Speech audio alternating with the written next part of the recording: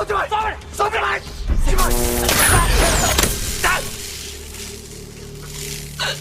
주인공은 상길이라는 형사입니다. 어느 날 고과 점수가 굉장히 낮은 부신 자살 사건이 맡겨지는 거예요. 네. 그것만으로도 실망스러운데 갑자기 파트너로 새파란 신참 여형사인 은영이 짝지워지게 되는 거죠. 순찰 때 있었다고? 계속 오토바이나 타지 왜? 폼 나고 좋은데. 자, 어찌됐건 이 형사 상길은 그 울며 겨자 먹기로 수사를 시작하게 되는데 파트너인 은영이 이 사체에서 짐승의 이빨 자국을 발견하게 됩니다. 시체가 조금 이상하지 않나요? 시체는 원래 다 이상합니다. 이 상길은 은영의 의견을 무시하는데요. 이 와중에 짐승에 의한 살인사건이 발생을 하게 되고 은영은 이번 사건이 서로 연결되어 있음을 직감합니다. 네, 근데 그 짐승이 예사롭지가 않죠? 남상우리를 물어준 게 늑대 같다는데? 늑대? 단순한 이빨 자국이 아니라 늑대와 개의 후연인 늑대의 개의 것임을 알게 된다는 거죠. 그래서 이 사건은 연쇄살인사건으로 밝혀지게 됩니다. 자, 이 영화, 이 도심 속의 늑대의 연쇄살인사건, 감독이 유화 감독이에요. 그렇습니다. 말죽거리 잔혹사, 비열한 거리, 굵직한 남자 이야기를 주로 만든 것으로 알려졌죠. 하지만 가장 화제가 됐던 것은 역시 송강호와 이나영의 새로운 콤비. 형사 버디 무비입니다. 우리가 이제 버디 무비라고 그러면 일반적으로는 남자들이서 짝패를 이뤄가지고 어떤 것을 해결하거나 티격태격하면서 뭔가 공동의 과제로 나아가거나. 그렇죠. 이동진 평론가 이제 저 같은 관계죠. 제가 신참, 고참. 제가 잘 섬기잖아요. 근데 이런 관계인데 재밌는 것은 이 영화는 남녀를 한 명을 바꿨다는 거죠.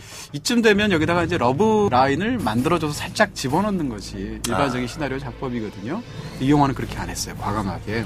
그런 면에서 오히려 더 흥미가 있는 부분이 있습니다. 저 같으면 이제 감독님 졸랐죠. 네, 뭐라고? 이나영 씨하고 러브라인. 네. 최소한 키스신이 3회 이상은 나와야 되지 않겠습니까? 네. 너 요새 강력팀은 비주얼로 뽑냐? 형사하긴 좀 아깝다, 야. 야, 경찰도 이제 서비스 좀 해야지. 아름다운 공권력, 대민봉사.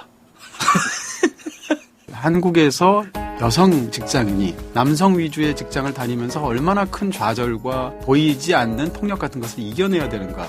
이게 이 영화의 핵심이 아님에도 불구하고 이 영화 속에서 워낙 리얼하게 그려져 있어서 예를 들어서 극 중에서 송강호 씨가 이나영 씨를 처음 만나서 선배님, 저 뭐부터 할까요? 나가 있어. 예? 할 거 없으니까 나가 있으라고. 본인 스스로 어떤 그런 억압이나 이런 것들을 받으면서 그것을 차마 겉으로 얘기하지 못하면서 부글부글 끓을 때 어떤 고통받는 여자의 표정 굉장히 묘사가 잘 돼 있어요. 그러면서 본다면 송강호 씨는 사실 연기 잘한다는 건 대한민국 국민이 다 압니다만 이 영화 속에서 또 다른 그 형사 역할을 할 때 어떤 형사로서의 책임의식보다는 승진해야 된다는 아빠. 무슨 직업을 맡아서 연기를 해도 항상 그 생활인의 냄새가 묻어 있어요. 예를 들어서 우아한 세계를 보면 조폭도 직장인하고 똑같다라는 것을 그 영화에서 여실히 보여주고 있고요. 기러기 아빠가 돼서 해외 나가 있는 자기 가족들보다 그 라면 집어던질 때는 밥그릇 집어던질 때. 네. 그리고 나서는 잠시 있다가 와서 그걸 딱 줘. 주섬주섬 또 다시 담죠. 네. 눈물 확 쏟아지는 거예요. 그렇습니다. 네. 어떠한 캐릭터든지 간에 단단히 땅에다가 한 발을 디디고서 연기하는 듯한. 이 영화에서 제가 제일 좋아하는 송강호 씨의 그 연기 장면은 뭔가 하면 본인이 몰래 수사를 합니다. 왜냐하면 수리 해결을 하게 되면 점수를 자기가 다 고과 점수를 받게 되니까. 네. 근데 그러다가 중간에 동료들하고 상사한테 걸리게 됩니다. 알게 되죠. 상길이 어디 갔어? 그럴 때 뒤늦게 딱 나타나가지고 미안하게 됐다 이러면서 미안합니다. 여기 좀 과했던 것 같아요.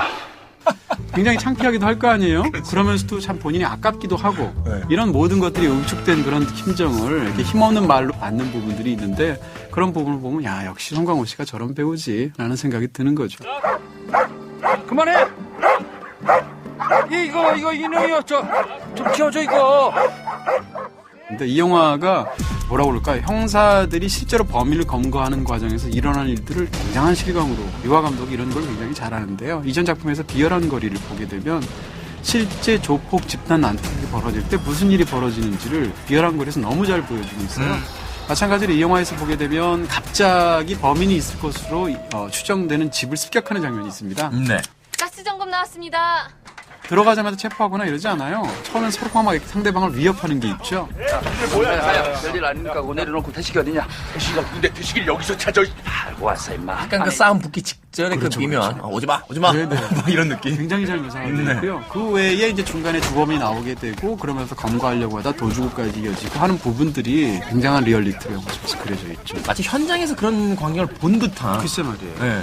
그 팽팽한 공백을 놔두고 벌어지는 장면 같은 경우가 바로 이 유화 감독의 장점이다라고 볼 수 있을 것 같습니다. 그렇습니다.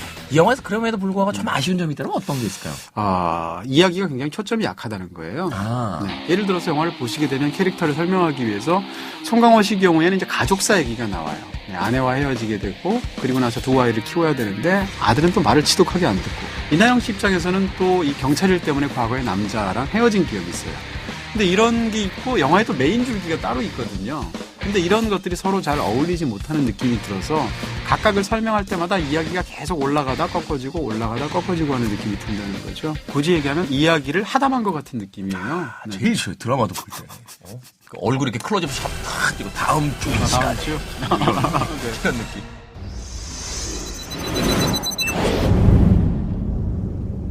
혁대에서 우리 난 거야? 근데 이제 영화를 보게 되면 이제 수사극으로서 관객이 수사 과정에 이입이 돼서 그 사건의 전말을 알아나가는 과정이잖아요. 그렇죠. 미스터리를 다룸에 있어서 이 영화는 뭐라고 그럴까요? 약간 임기응변식? 너무나 중요한 인물임에도 불구하고 중간까지 아무런 설명이 없다가 필요하면 그 인물이 갑자기 툭 나와서 나오고. 사실은 이러저러 했는데 또 갑자기 결정적인 악당이 딱 나와서 내가 사실은 이러이러 했는데 미스테리라는 것이 수사극을 통해서 치밀하게 풀리는 게 아니라 갑자기 그냥 어떤 단계가 되면 해결해 주는 것 같은. 뭐 그 추리 소설에 뭐 10계명 중에 그런 이야기가 있다라고 하죠. 그 관객들에게 알려주지 않은 단서로 문제를 해결해서는 안 된다라는 이야기가 있다라고 하는데 네. 하울링도 아마 그런 지점에서 조금의 삐끗함이 있지 않았나 하는 생각도 해봅니다. 네네. 이제 피할 수 없습니다. 이 영화에 대한 별점과 한 줄 정리 듣겠습니다. 네, 이 영화에 대한 제 별점은 2개 반입니다. 응집력을 잃고 자꾸 흩어진다. 별다른 매력 없는 연쇄 살인사.